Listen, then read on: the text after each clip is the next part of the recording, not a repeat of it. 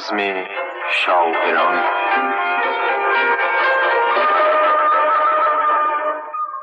زیر نظر مهدی سهیلی.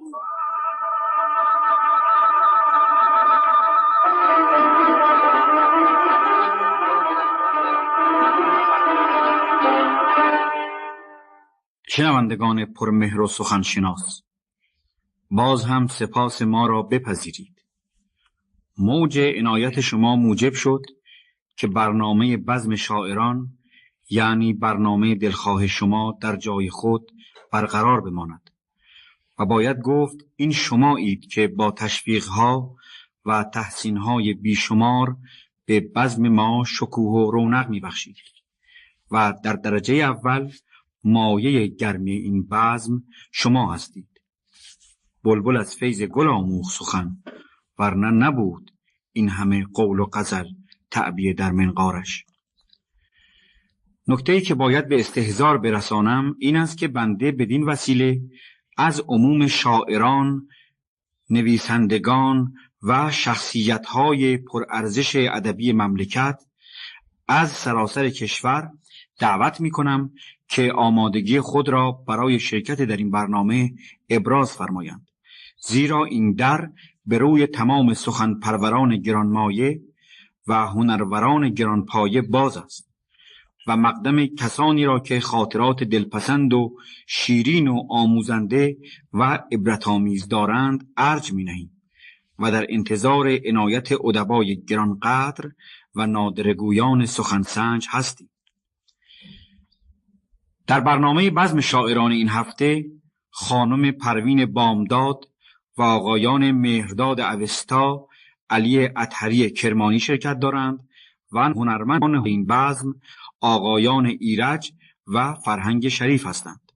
و اما میهمان گرانقدر ما، میهمان ارجمند این هفته ما، نویسنده مشهور و دانشمند استاد عبدالرحمن فرامرزی هستند که عموم شنوندگان با مقالات و نوشته‌های ایشان آشنایی کامل دارند و بنده استدعا دارم این بزرگواران از خانم شروع می‌کنیم به معرفی خودشون بپردازند.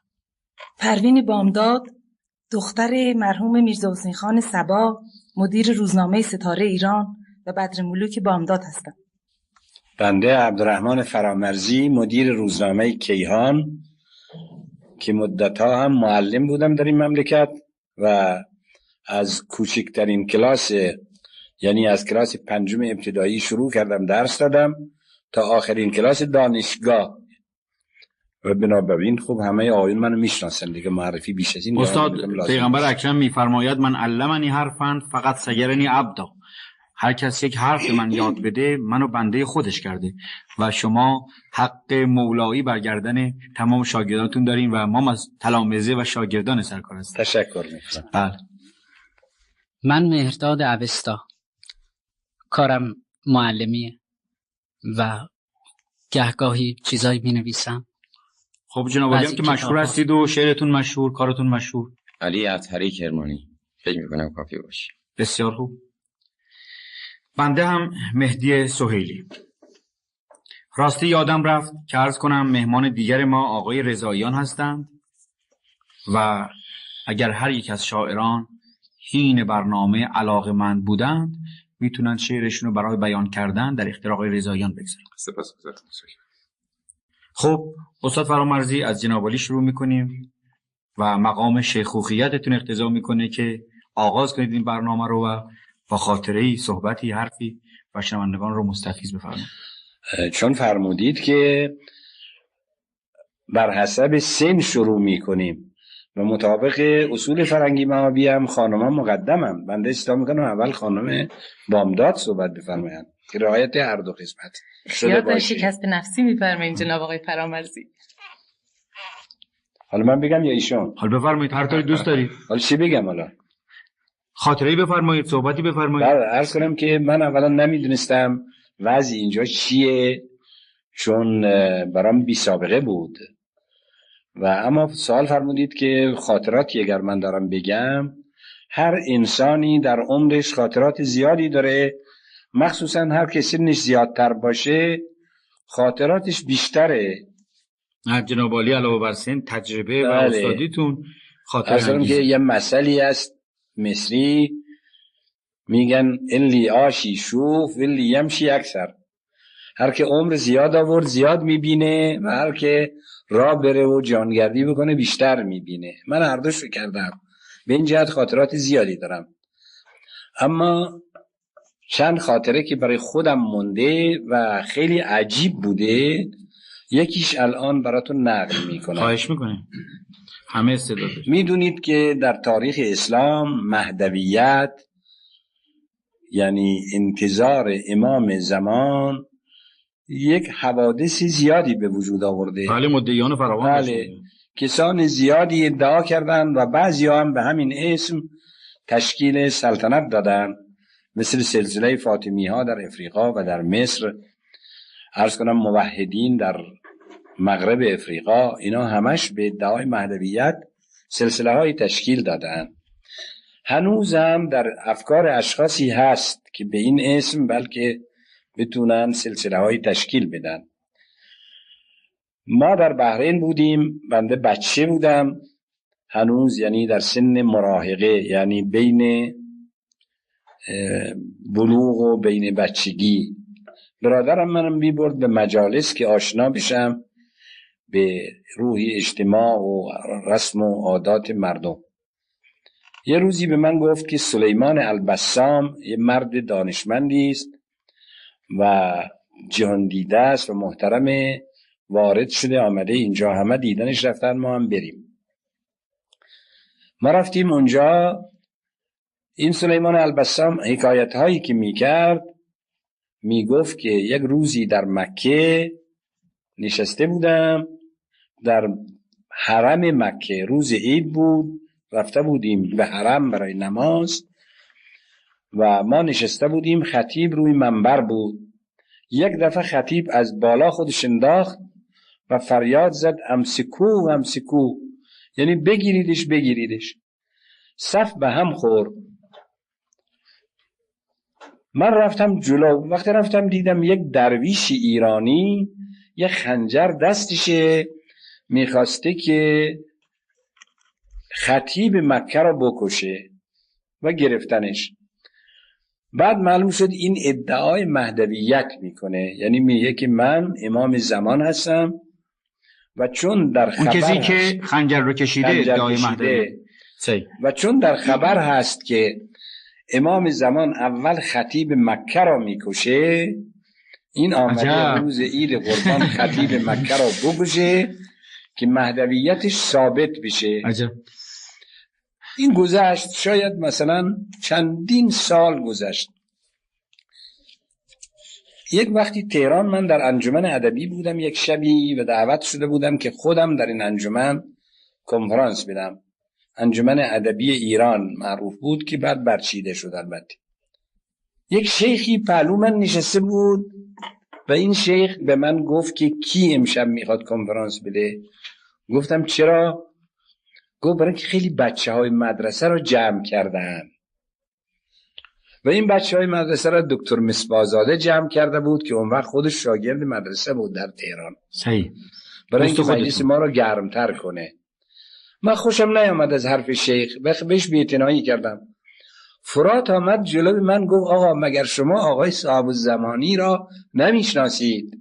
فامیلش بوده به اصطلاح. نفهمیدم صاحب الزمان گفت یا صاحب الزمانی.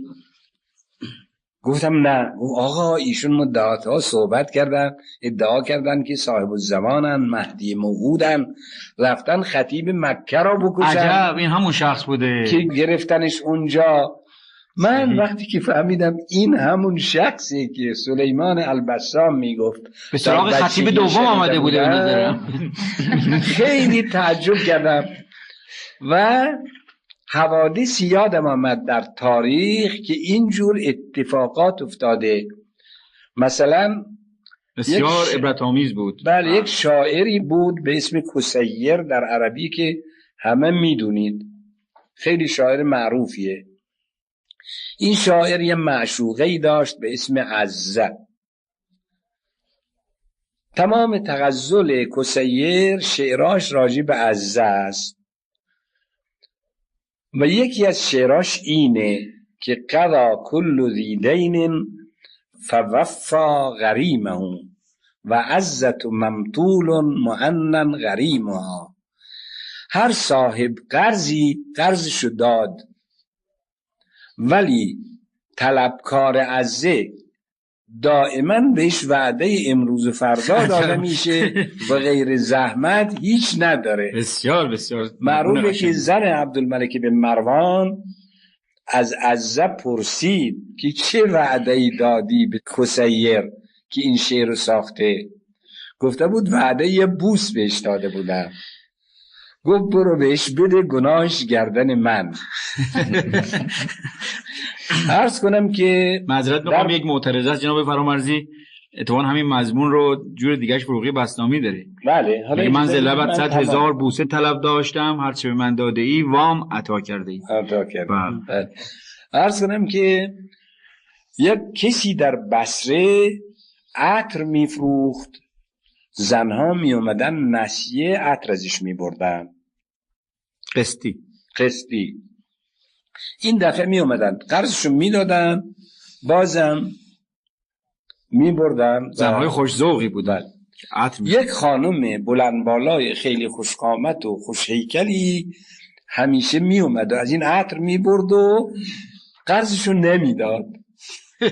یک دفعه با یک عده زن آمده بودن اونجا، زنهای دیگه قرضاشونو دادند و بازم عطر بردن.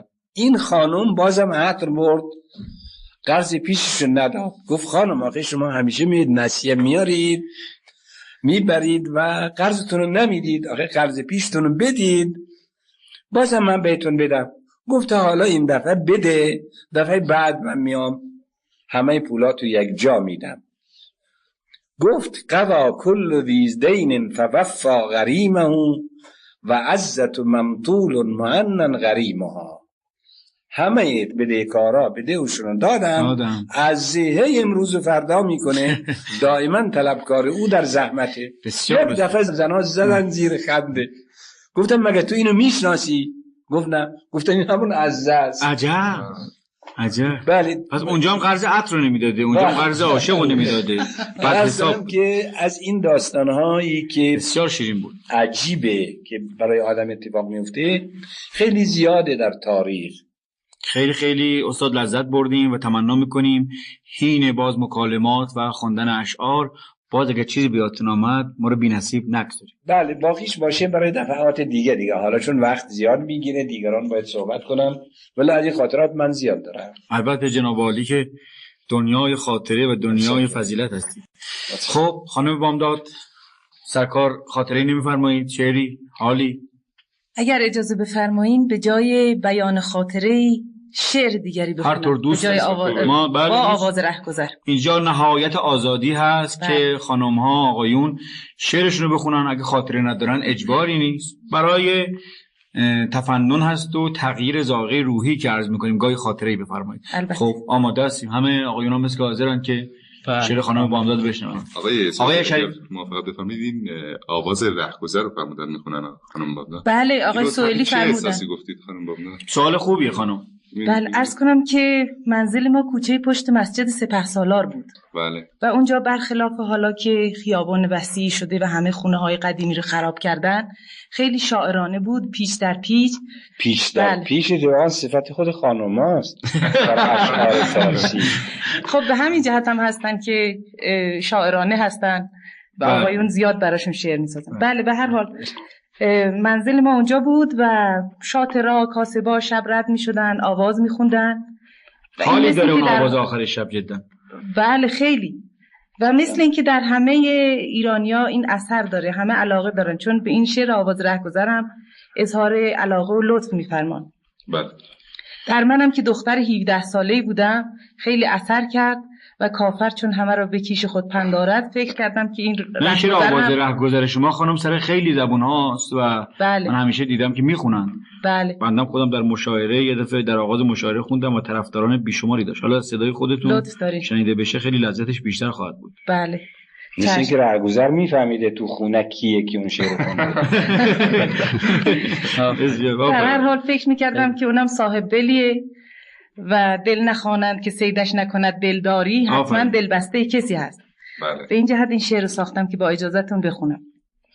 و آقای دکتر شفق که همسایه ما بودن نکته فرمودن، اولین بار که این شعر رو در دانیسر عالی خوندم گفتن که حتما اون موقع که رد می شده این خواننده منم اونجا خوابیده بودم و از این دنده به اون دنده شدم، غر زدم، گفتم وای نصف شبم فریاد میزنن نمیذارن آدم بخوابه. اما خانوم این شعر رو، این همه احساسات لطیف رو در اثر آواز این خواننده پیدا کرد. باید عرض بکنم که شعرا مثل تشبیه میشه کرد مثل رادیو، امواج صدا در تمام فضا پخشه. دستگاه رادیو میگیره، گرام نمیگیره، صندلی صدا رو نمیگیره. بله. این شاعر دستگاه گیرندش خوب کار میکنه، این امواج روحی و انسانی و لطیف رو میگیره و پخش میکنه. و علاوه پریشان شود گل به باد سحر، نه هیزم که نشکافدش جز خبر. خب ما آماده شنیدن شعر قشنگ شما هستیم و خواهش میکنیم که آقای شریف هم همراهی کنن شعر شما رو.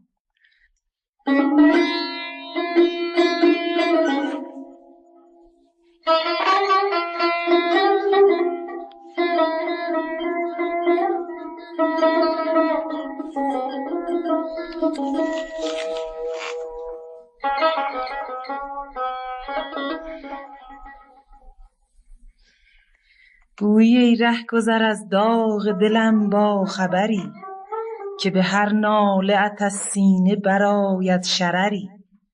مگر این آتش من از بر دیوار گذشت، که در افتاد به دامان دل رهگذری.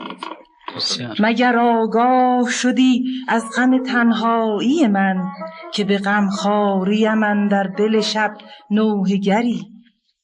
مگر از گلشن عشق آمدی ای بلبل مست، که چنین ناله جانسوز ندارد بشری. گر تو از آه من این گونه پریشان شده ای، ز چه در دلبرم این آه ندارد اثری. بازگو شب رو به بیدل، ز چه آرامت نیست، به ره کیست که در نیمه شب پی سپری. تو همه هم نفس از یار شکایت داری، به غم عشق بتی مهوش و طناز دری. تو همه مرغ خوش آواز گرفتار چو من، زار و دلخسته و آشفته و بیبال و پری. شب تو نیز به فریاد و فغان می‌گذرد، تو همه سوخت دل چشم به راه سحری. مگر از راز نهفتن به فغان آمده ای، که کنی فاش غم خویش به هر بام و دری. کمی آهسته تر ای شب رو از این کوی گذر، که نوای تو بود مرهم داغ جگری. ز سکوت شب و تاریکی و تنهایی خویش، خاطر آسوده کن و بیم مدار از خطری. نه همه آنچه به ره بینی دیوار و در است، پس دیوار نگر مردم صاحب نظری. خیلی خوب. دل اینجاست هماهنگ تو و نغمه تو، که به جز ناله و فریاد ندارد هنری. ز غم من تو بدین ناله حکایت ها کن، اگر از منزل جانانه من می‌گذری. گوی کی خفته به یاد آر، که تا این دل شب خواب را یاد تو ره بسته به چشمان تری. گوی کی خفته غمم کشت خدا را دریاب، که به جز عشق تو هم نیست گناه دگری. خیلی خوب، آفرین. خیلی خوب. خاطرم که ندارید و با اجازهتون موج خودسر رو سر حال اومدید یه شعر دیگه بخونی؟ بله. ما هم گوشیم. به جای خاطره. خواهش میکنم. خودش میشه برای ما خاطره. بله. انشاءالله. موج خودسر. آرام این آقای ساحلی. رضاییان سوال کردن که تحت تأثیر چه احساسی فرمودید قبلی رو. اینم بنده سوال میکنم. حتما کنار دریا بودید، موجی دیدید؟ بله به خاطرم هست انگلستان رفته بودم، برایتون. بله. کنار دریا. تابستانم بسیار پر جمعیت و گرم و تابستان گرمی؟ یعنی گرم از لحاظ معنن. بله. بعد خیال کنم تابستان به تهران گرم. نه خیر، البته گرمتر از لندن. بله. امواج رو می‌دیدم که می‌دوند در ساحل و 2 مرتبه برمیگردن، محو میشن در دریا. الهام گرفتید؟ بله الهام گرفتم از این. خیلی خوبه. با اجازهتون شعری که خیلی هم کوچک هست بخونم. خواهش می‌کنم. آرام ساحلی تو که بازو گشوده، من همچو موج میدوم اندر کنار تو، و اندر کنار تو چو رسم محو میشوم در بازوان دلکش انده گسار تو. آرام ساحلی تو که بازو گشوده، من خسته تن شکسته دل آشفته از الم، جان پر خروش و جوش ز امید و بیم عشق، دیوانه‌وار در بر گرم تو میدوم. آرام ساحلی تو که بازو گشوده، من موج مست خود سر آسی بی عنان، نتوانی ار مرا به نشانی به عمق دل، برگردم از برت سوی دریای بیکران. خیلی خیلی خب استاد فرامرزی، سرکار عالی که میهمان عزیز ما هستید، بفرمایید ما از کدام یکی از آقایان شاعران شروع بکنیم؟ والا فرقی نمیکنه، خودتون بهتر تشخیص میدید. اگه موافقت بفرمایید ما این سنت قدیمی رو رعایت بکنیم که این مسئله سن است و ادب اقتضا میکنه از بزرگترها شروع بکنیم. آقای اوستا اجازه من بپرسم چند سالتون هست؟ سرکار چند سالتونه؟ بنده 35 سال. 35. آقای عطری در حدود 40. 40. پس آقای عطری باید شروع خواهش میکنم، ولی از لحاظ فضیلت و ادب و شعر جناب اوستا سمت استادی بنده رو داشتن. حالا خودتون حل بفرمایید دیگه. خواهش میکنم. من تقاضا میکنم از حضور. خواهش میکنم. تعارف نکنید. بفرمایید آقای اوستا. پس آقای عطری هم با اجازه دادند و چه عرض کنم خدمتتون. خاطره اول بفرمایید اگر دارید، بعد بفرمایید شعرتون رو بفرمایید، هر چی دیگه آزادین، اینجا مجلس حاله دیگه، هیچ تکلفی نیست، راحت هر چی دوست دارید بفرمایید، هر چی میخواهد دل تنگت بگو. تشکر. عرض شود که حقیقتش اینه که اون خاطره‌ای که ما میخوایم بگیم باید یه انبساط خاطری، یه شادی هم همراه داشته باشه، یعنی تا حدی خنده آور باشه. ولی من فکر میکنم که خنده آورترین خاطره اینه که من یه خاطره خنده آوری داشته باشم. چرا شما چطوره مگه آقای اوستا؟ من معتقدم یه مقداری از این غمزدگی ها مولود تلقینه، آدم امیدوار باشه، شاد باشه. الان مثل جناب فرامرزی این سر دماغ حال در چنین سنی از همه ما جوانترن ماشاءالله، و ایشون هم وقتی به سن من رسیدن مثل من میشن، چون میبینن که میدونن که خیلی از چیزایی که بهش اهمیت میدادن وهمه. آفرین بسیار پند خوب. خب پس حالا بفرمایید، حالا میخواد تبسم انگیز باشه، میخواد عبرت آمیز، به هر حال در اختیارین که گوش کنید. میخواد خاطره عاشقانه باشه، چه بهتر. بله چون میون شاعران از اون که خانم از ابتدایی که بنده شاید گل رو شناختم، زیبایی رو شناختم، همینطور عاشق بودم تا همین حال و پس از اینم خواهد بود. پس ما شغلتون عاشقیه. شغل شاعر در حقیقت همیشه آذری در وجود من، خدا این آذر رو فروزانتر کنه. خوشا بر جان من هر شام و هر روز، همه درد و همه داغ و همه سوز. تشکر. عاشق‌تر از این کنم که هستم. تشکر. به هر حال چند سال پیش یک دوستی از دوستان بنده که نامه بنده براش نوشته بودم، این نامه به دست یک روانپزشک میافته. صحیح. آقای روانپزشکم تحصیل کرده فرنگستان و هنوزم محکمه‌ای باز نکردن، بالاخره باید خودی می نمودند. نامه منو میخونند و بعد با خودش فکر میکنه و به زبان میاره که عجب. دوست من میپرسه که چیه موضوع؟ چه اتفاقی افتاده؟ مگه چیه؟ میگه که به یک مشکل بزرگ روانشناسی من پی بردم با خوندن این نامه. خب اون مشکل بزرگ چیه؟ نویسنده این نامه هر کس هست دیوانه خطرناکیه که با اصرار هرچه تمامتر میخواد دیوانگی خودشو پنهان کنه. از چون خطش لابد نامنظم نوشته، ولی از عدم انتظامی بوده که در خط بوده. حالا مطمئن نیست که اینطور نبوده؟ خودم البته شوخی می‌فرمان آقای. خودم چندان به عقل خودم تکیه‌ای ندارم، ولی خب از اینکه خطرناک باشم یه خیلی جالب بود. به هر حال میگن خلق مجنونند و مجنون عاقل است. خب روز انفجاری پیش بیاد اصلا اتفاقی. به هر حال دوست من دستفاچه میشه طبیعتا رو مهر و محبتی که با من داشت. ما رو برداشتن و بردن رفتن. البته نگفتن به من، گفتن جایی دعوتی دارید. اونم 5-6 نفر دیگر رو دعوت میکنه که امروز یه آدم جالبی رو میخوام نشون شما بدم، شما تمام حرکات اینو زیر نظر بگیرید.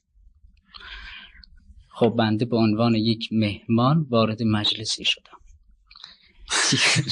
بعد ملاحظه بفرمایید که مرتبه 20 جفت چشم همینطور دقیق تو چشم شما از کوچکترین حرکات من. گفتید آب خیال میکرد الان فشفشه در میکنید، بودن نان خیال میکرد الان بوم منفجر میشه. به هر حال از کفش بنده تا موی سرم، از صحبت کردنم، از سلام علیکم، از نشستنم و بالاخره این نگاه کردنا طوری بود که به کلی منو از خودی خودم پیاده کرد. گفتم چرا همچی من تماشا میکنید؟ بعد اون مرد یه اشاره کرد، اون مردی که زل زده بود در چشم شما یه اشاره کرد مثلا. خب بعد من فهمیدم تأیید کرد که این کس، اینم یکی از علائمشه. عرض نکردم به هر حال هرچی شما عصبانی تر می شدی، هرچی بیشتر بنده ناراحت می شدم، مهم رو عرض نکردم، این بیشتر به اصطلاح مدرک به دست می دادم. و خلاصه به هر حال نمیدونم اون نظریه او تا چه اندازه درست بوده، ولی حالا 5-6 سال میگذره که اتفاقا دیوانی خطرناک که تو وجود من نشسته هنوز خودی نشون نداده. نظرم آقای اوستا نتیجه‌ای که از این داستان میگیریم اینه که برای کسی اولا خط ننویسیم. اگر نوشتیم ما رو جلسه دعوت کردن تو چشم زل زدن وحشت نکنیم، چون ممکنه یه همچین حساب درباره بنده هم بکنن، درباره دیگری هم بکنن. در فرانسه مسئله هست میگن les génies les fous sont génies ratés.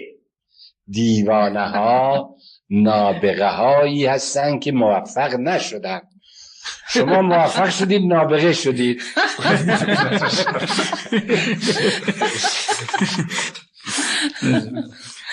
خب حالا آماده این برای شنیدن شعرتون و همراهی ساز آقای شریف. البته بنده به خاطر اینکه بیشتر از دوستان استفاده بشه و سخنان بهتر و عالی‌تری گفته بشه، این است که یه شعر کوتاهی میخونم. غزله. خواهش میکنم. معمولا آقای اوستا هم غزل سرا هستن، استاد فرامرزی هم قصیده سرا. میشناسیمشون کی هست؟ آقای اوستا رو نشناسید. تشکر میکنم. عرض شود که این غزل رو چند وقت پیش ساخته بودم، میخوام حضورتون عرض کنم. به هر حال خوب یا بدش اون تا چه قبول افتد و چه در نظر. خواهش میکنم. با من بگو تا کیستی، مهری بگو، ماهی بگو، خوابی خیالی چیستی، اشکی بگو، آهی بگو. راندم چو از مهرت سخن، گفتی بسوز و دم مزن. دیگر بگو از جان من، جانا چه میخواهی بگو. گیرم نمیگیری دگر زا شفته عشقت خبر. بر حال من گاهی نگر، با من سخن گاهی بگو. ای گل پی هر خس مرو، در خلوت هر کس مرو. گویی که دانم پس مرو، گر آگه از راهی بگو. غمخوار دل ای مه نه ای، از درد من آگه نه ای. والله نه ای بالله نه ای، از دردم آگاهی بگو. آفرین. زین بیش آزارم مکن، پیش همه خارم مکن. خارم مکن، زارم مکن، گرزان که بدخواهی بگو. بر خلوت من سر زده، یک ره درآ ساغر زده. آخر نگویی سر زده از من چه کوتاهی بگو. من عاشق تنهاییم، سرگشته شیداییم. دیوانه رسواییم، تو هر چه میخواهی بگو. خب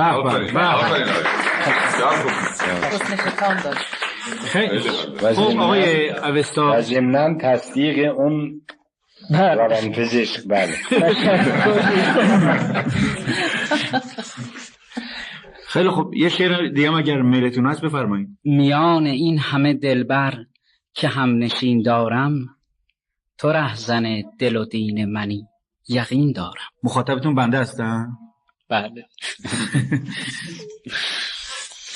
به تیر روزی من کم مبین، میان این همه دلبر که هم نشین دارم، تو رهزن دل و دین منی یقین دارم. خیلی خوب. چه حافظی. به تیر روزی من کم مبین، که همچون شب هزار رشته گوهر در آستین. آفرین. چو می روی ز برم دیگر این چه شیدایی است، که من اگر گله ای دارم از همین دارم. به شوق روی تو آیم، چو بینمت با غیر، ندیده بگذرم و دیده بر زمین دارم.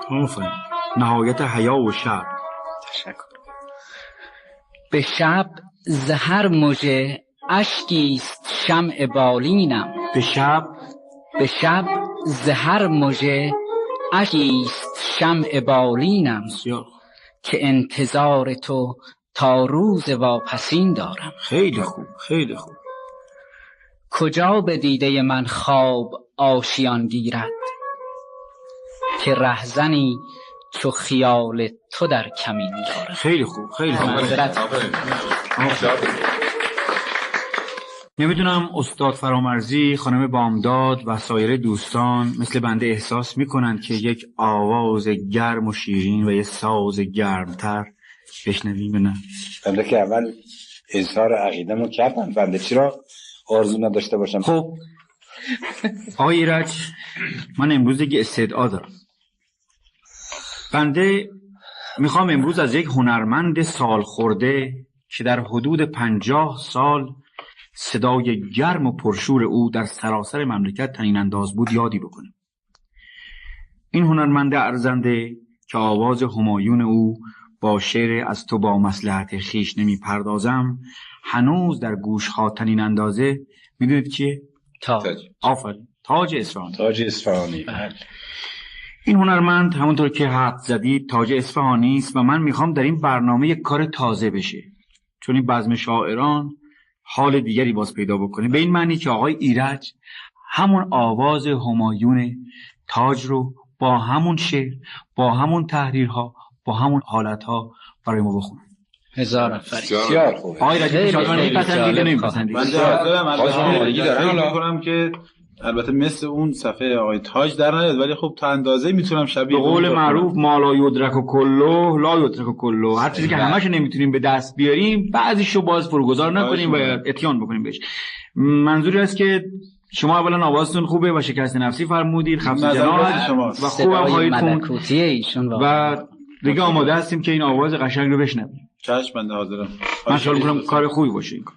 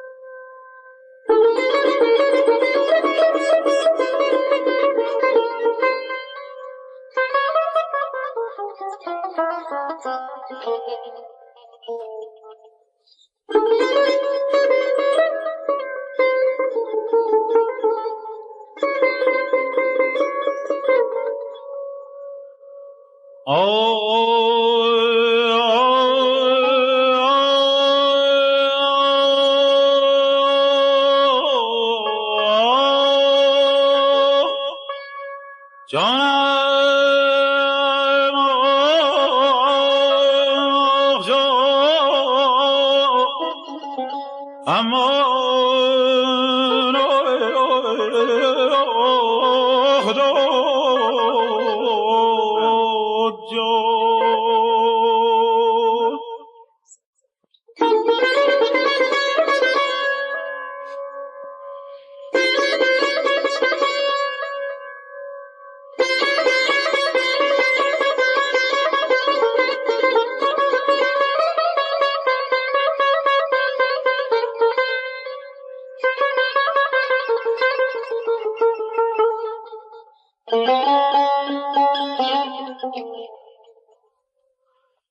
از تو با مصلحت خویش نمی پردازم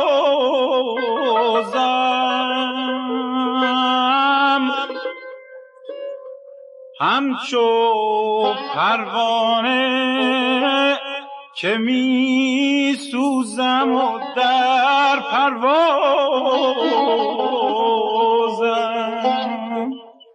آجا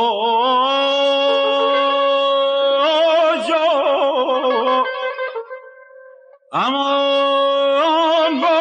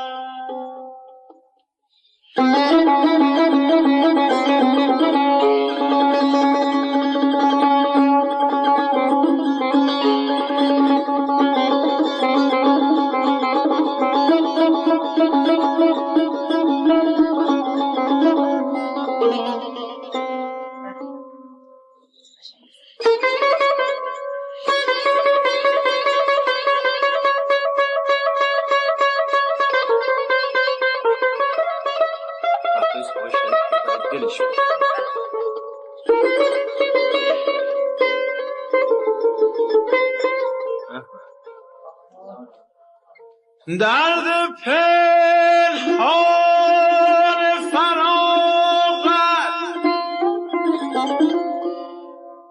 درد پنهان فراغت ز تحمل بگذاشت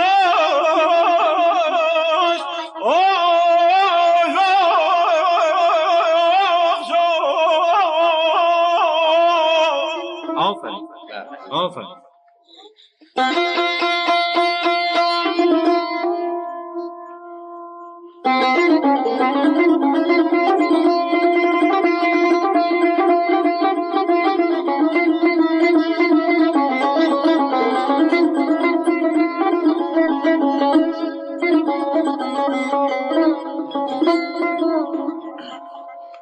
ورنه از دل نرسیدی به زبان آوازم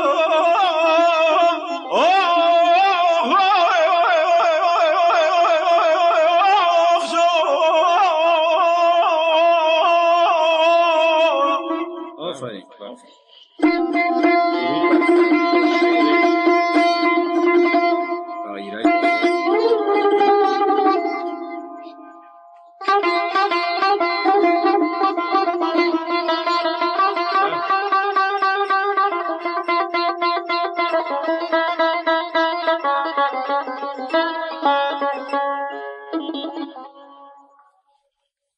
گر تو خواهی که بجویی دلم گر تو خواهی که بجویی دلم امروز بجوی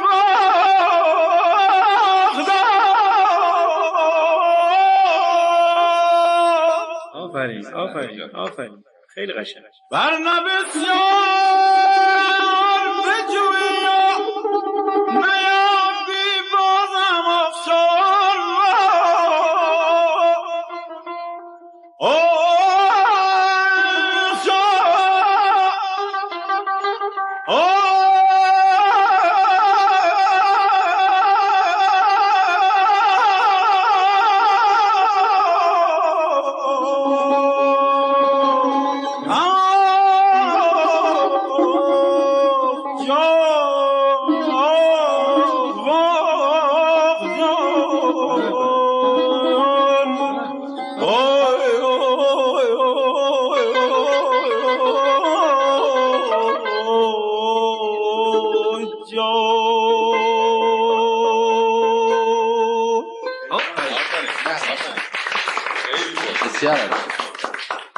درود بر شما آقای ایرج. من امیدوارم که صدای شما هم سالهای سال در کشور ما طنین انداز باشه و خدا کنه هنرمند گرامی آقای تاج هم اکنون صدای شما رو در هر جا که هستند شنیده باشند و بدونن که شما به عنوان حق شناسی از یک هنرمند این آواز خوندید. حتما همینطور. خب آقای فرامرزی لذت بردید شما؟ بسیار بسیار. خانم بامداد و دیگر بسیار گرم شدیم. واقعا به تار دل می‌زدن. آفرین. آقای شریف هم بسیار بسیار جانسوز زدن. آقای رجب بسیار گرم. متشکرم. اگه اجازه بفرمایید من در حضورتون مرخص بشم. کار دارید آقای رجب؟ خیلی خوب. با اجازه خانم و آقایون. قربان. لطفاً متشکرم. خیلی متشکرم. خیلی خوب. عرض بزرگتون آقای عطری درم بستن که شما فارغ البال بنشینید و شعرتون رو شروع بفرمایید. قبل از اینکه شما شعرتون رو شروع بفرمایید اجازه بدید من یک سابقه ذهنی به شنوندگان بدم.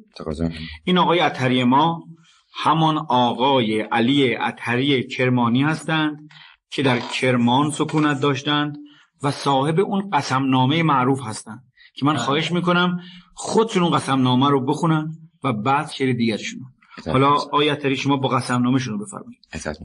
اولا از اینکه افتخار شرکت داریم بزم ادبی رو به مرحمت فرمودین تشکر میکنم و با تصدیق بفرمایید شعر خوندن در حضور اساتید شعر و ادب به خصوص جناب استاد فرامرزی خیلی مشکله. استادم اجازه دادن که همه آقایون شعر بخونند و خودتونم جزو اساتید شعر هستید. بسیار عالی شعر. چی رو بفرمایید؟ قسم و یه شعر دیگه. قسم رو بفرمایید بعدم این شعر دیگه. اول صدای من این بود که قسم رو شروع بفرمایید. همون قسم نامه. چون آرم خود شماست مثل اینکه.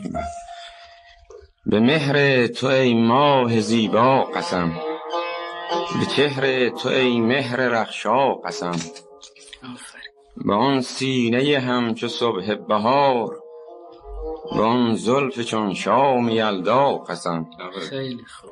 به آن شکرین خنده نوشبار، به آن دیدگان فریبا قسم، به آهی که از سینه سوخته کشد شعله تا عرش اعلا قسم، به اشکی که از دیده عاشقی به دامن چکد ژالاسا قسم، به آن دردمندی که نومیدوار فرو بسته چشم از مداوا قسم، به گم کرده راهی که از کاروان جدا مانده افتاده از پا قسم، به گم کرده راهی که از کاروان جدا مانده افتاده از پا. خیلی قسم قشنگی بگن از کاروان ها.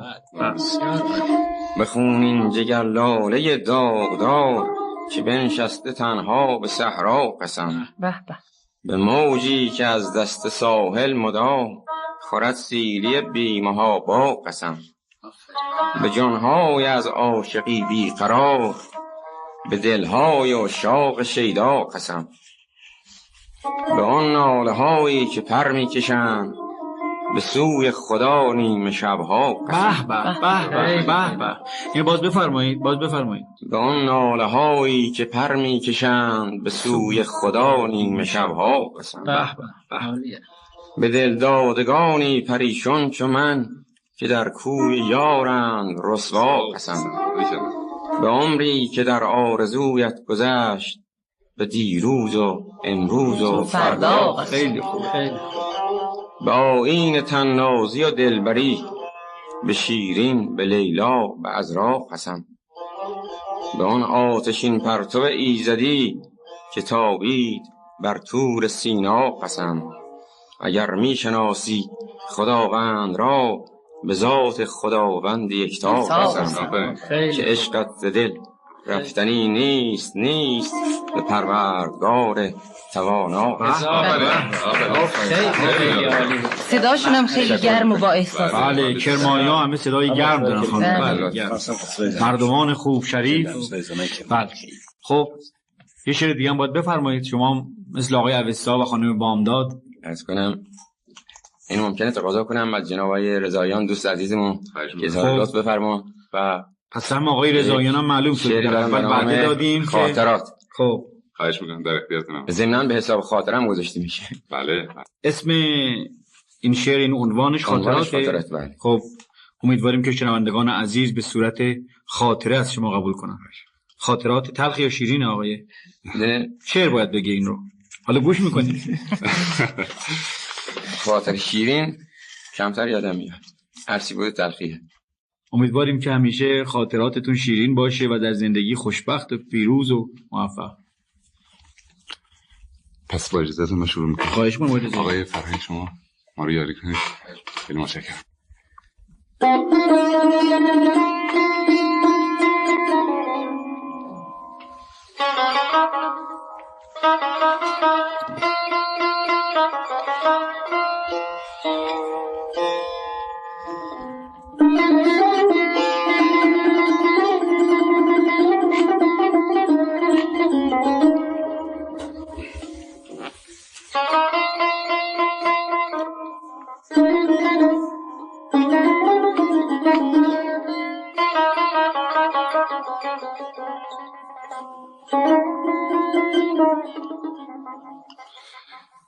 ای خاطرات تلخ چه می‌خواهید زین جان دردمند بلا دیده؟ وی رفته های تیره چه می‌خواهید زین جسم مستمند جفا دیده؟ ای تیر شام مدهش و وحشت زا با این دل شکسته مدارا کن. وی صبح دل فروز جهان آرا از چهره این نقاب سیه واکن. پیچم به خود چو شعله اندر دود در این سکوت و ظلمت و تنهایی. جانم به لب رساند و تنم فرسود پیکار عاشقی و شکیبایی. یاد آیدم شبی چه قسم ها خورد بر استوار بودن پیمانش. یاد آیدم شبی چه قسم ها خورد بر استوار بودن پیمانش. وینک چگونه زود ز خاطر برد آن را که بود مرغ غزل خوانش. خیلی او رفت و پشت پای به پیمان زد من نیز رفتم از پی پیمانه. او بوسه بر لبان هوسران زد. آیه فرامرزی فرمان دوباره خیلی. او رفت و پشت پای به پیمان زد من نیز رفتم از پی پیمانه. او بوسه بر لبان هوسران زد من نیز بوسه بر در میخانه. بشکست عهد عاشق صادق را بشکست عهد عاشق صادق را افسوس قدر عشق و صفا نشناخت. بنهاد زیر پا دل عاشق را نشناخت کیمیای وفا نشناخت. خیلی خوب. رفتن امید هستی و می دیدم با چشم خود که شور جوانی مرد. وین روح رنج دیده نومیدم چون گلشن خزان زدهی پژمرد. اکنون که شمع هستی من خواهد تا سر نهد به بستر خاموشی. شادم بدین امید که می افتد این عشق هم به دست فراموشی.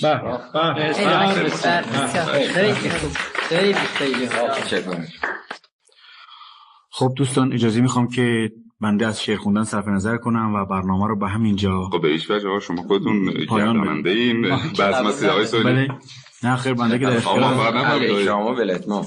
بله حتما واجبه. چشم اطاعت میکنم. بنده اتیان عام میکنم، امتثال امر میکنم. استاد فرامرزی، من شعری دارم عنوانش ای خداست و در حالتی که توجه به مبدأ داشتم در گوشه نشسته بودم این شعر رو ساختم و امیدوارم بتونم اون حالت و اون احساس اون ساعت رو به شنوندگان عزیز منتقل بکنم. پس آقای شریف شما شروع بفرمایید تا من شعر شروع بکنم.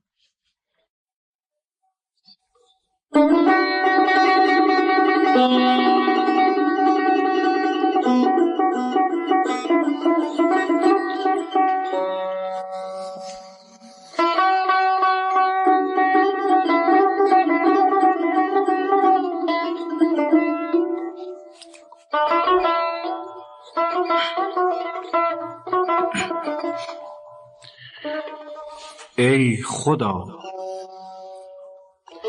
ای رازدار بندگان شرمگینت،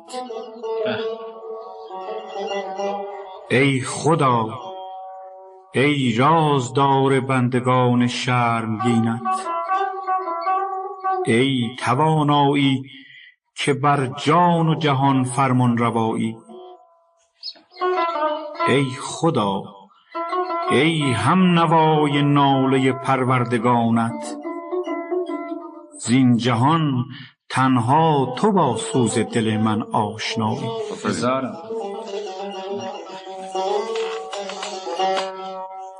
اشک می غلطد به مژگانم به جرم روسیاهی، ای پناه بی پناهان موسپید روسیاه. اشک می غلطد به مژگانم به جرم روسیاهی، ای پناه بی پناهان موسپید روسیاهم. روز و شب از دیدگان اشک پشیمانی فشانم، تا بشویم شاید از اشک پشیمانی گناهم.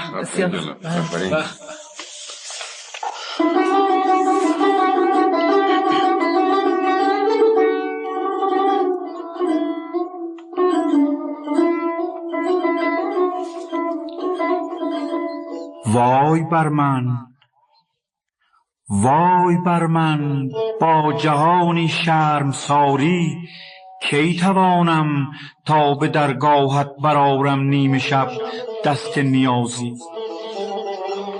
با چنین شرمندگی ها کی ز دست من برآید تا بجویم چاره درد دلی از چاره سازی. ای بسا شب، ای بسا شب خواب نوشین گرم می غلطد به چشمم، خواب می بینم چو مرغی می پرم در آسمان ها.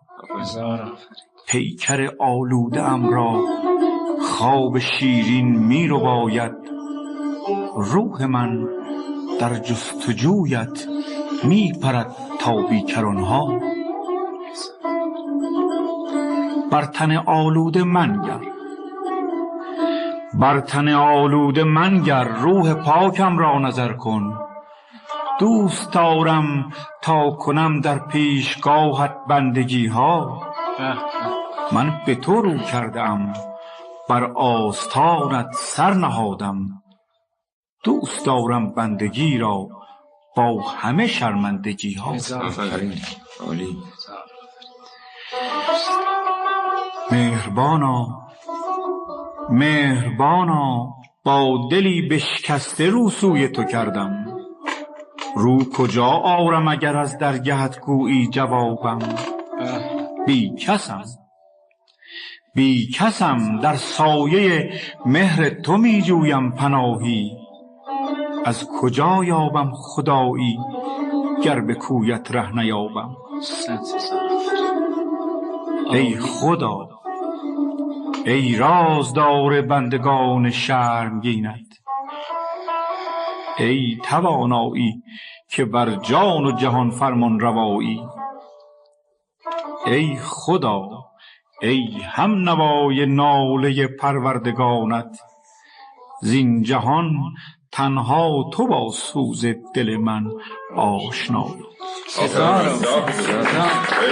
حد اعلای مناجات. شنوندگان ارجمند، با اجازه شما از خانم پروین بامداد و آقایان استاد عبدالرحمن فرامرزی، مهرداد اوستا، علی اطهری کرمانی، رضاییان، ایرج و فرهنگ شریف که به بزم شاعران عنایت ورزیدن تشکر می‌کنیم و به اتفاق این سروران از شما خداحافظی می‌کنیم و از شاعران ارجمندی که در تهران و شهرستان‌ها هستند و بنده دسترسی به آنها ندارم تمنا می‌کنم با مکاتبه به نشانی رادیو ایران بزم شاعران آمادگی خود را برای همکاری در این برنامه اعلام فرمایند. برای همه شنوندگان صاحب دل و سخنشناس بخت بلند و دل خوش آرزو می‌کنیم. روز بخیر.